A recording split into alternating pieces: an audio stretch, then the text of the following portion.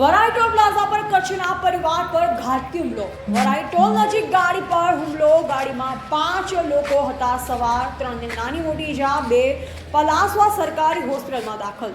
Toll કર્મચારીઓની સંડોવણીના પરિવારના આક્ષેપો। પાટણ જિલ્લામાં મોટો સવાલ ઊભો થયો છે। ટોલ પ્લાઝા સુરક્ષા માટે છે કે આતંક માટે?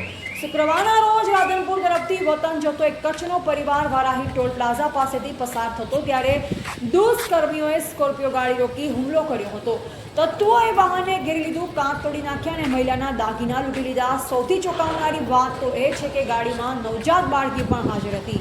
પરિવારના 5 સભ્યો ગંભીર રીતે ઘાયલ થયા છે, જેમાંથી 2ની સ્થિતિ ગંભીર છે। સૌને તાત્કાલિક રાપર પલાસવા હોસ્પિટલ ખસેડવામાં આવ્યા છે। ઘટનાનો વિડીયો સોશિયલ મીડિયા પર ઝડપથી વાયરલ થયો છે। લોકોમાં ભારે રોષ છે। ઘાયલ પરિવારના સભ્યોનો આક્ષેપ છે કે ટોલ પ્લાઝાના કર્મચારીઓની ભૂમિકા શંકાસ્પદ છે અને કોઈ અંદરથી માહિતી આપી હુમલો કરાયો હોવાની સંભાવના છે। આ ઘટનાએ ફરી એકવાર ટોલ પ્લાઝાની સુરક્ષા વ્યવસ્થાને તેની જવાબદારી પર પ્રશ્ન ઊભો કર્યો છે। સરકાર અને પોલીસ તંત્રે તરત તપાસ હાથ ધરી છે, પરંતુ સ્થાનિકોમાં ઘટના બાદ ભય અને રોષની લાગણી પણ ઊભી થઈ છે। ગુજરાત લાઈવ ન્યૂઝ સાથે ગોવાભાઈ આહિર।